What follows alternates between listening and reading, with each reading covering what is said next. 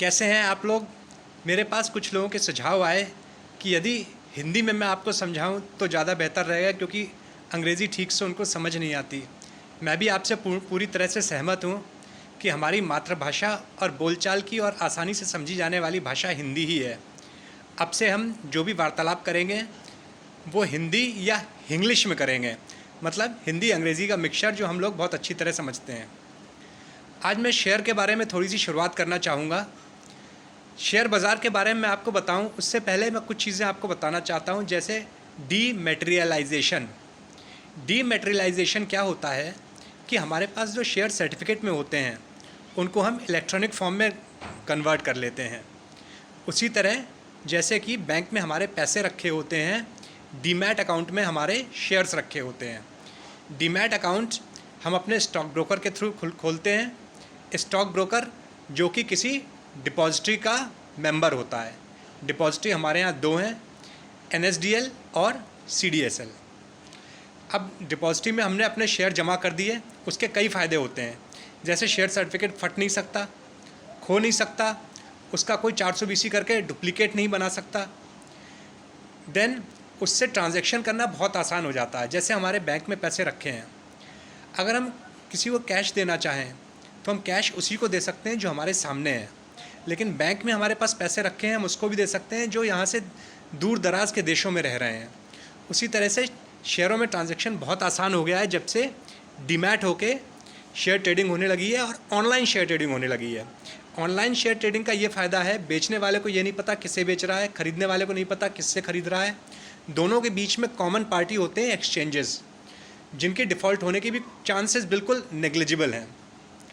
तो ये एक एडवांटेज होता है, इससे ट्रेड्स बहुत ज़्यादा बढ़ गए हैं, काफ़ी फास्ट हो गए हैं। 3 दिन के अंदर ट्रेड पूरी तरह से सेटल हो जाता है।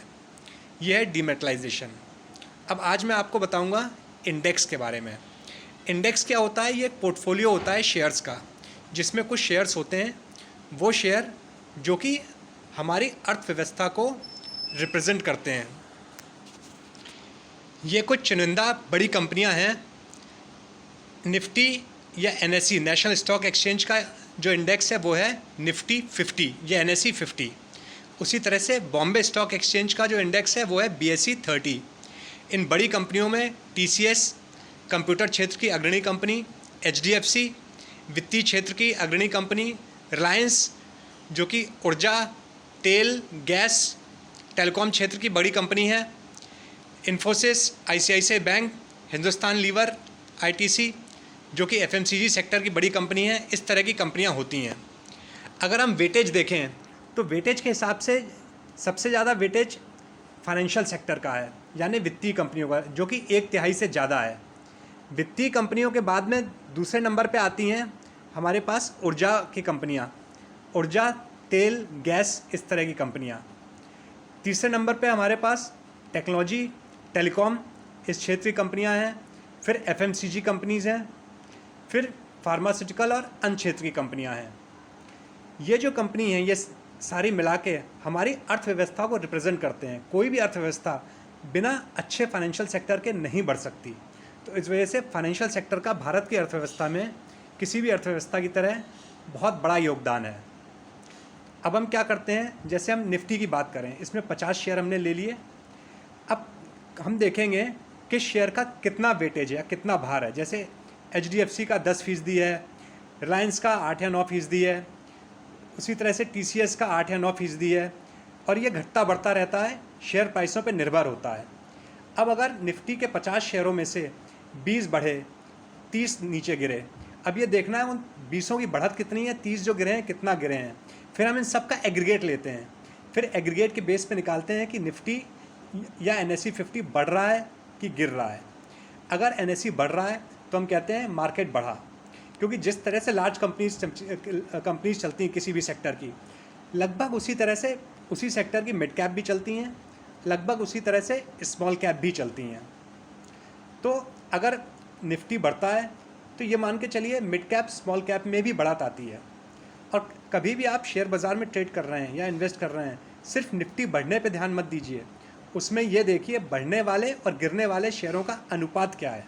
निफ्टी के 50 शेयर हैं, निफ्टी किसी दिन बढ़ा 100 पॉइंट बढ़ा, लेकिन केवल 10 शेयर बढ़े, 40 गिरे, तो इसका मतलब 10 में से जो हैवी वेट शेयर हैं, 1 या 2 शेयर बढ़े हैं जो बुरी तरह बढ़ गए हैं, वहीं ज़्यादातर शेयर गिर रहे हैं, तो अंडरटोन बियरिश है। तो इंडेक्स से आपको एक आइडिया लग जाता है कि आपका मार्केट किधर जा रहा है। मैं म्यूचुअल फंड का जब हमने डिस्कस किया था तो भी मैंने आपसे कहा था कि इंडेक्स फंड इन्वेस्ट करने के लिए सबसे सुरक्षित होते हैं। उसी तरह से जब आप शेयरों में भी निवेश करते हैं तो इस चीज़ का ध्यान रखिए जहाँ तक हो सके इंडेक्स की कंपनियों में रहें, क्योंकि इंडेक्स की कंपनियाँ हैवी वेट होती हैं। जो एक्सचेंजेस हैं बहुत सोच समझ के एक एक चीज़ बारीक से परख के तब इंडेक्स में कंपनियों को चुनते हैं। उनके मैनेजमेंट अच्छे होते हैं। हमेशा डिविडेंड पे ध्यान रखिए।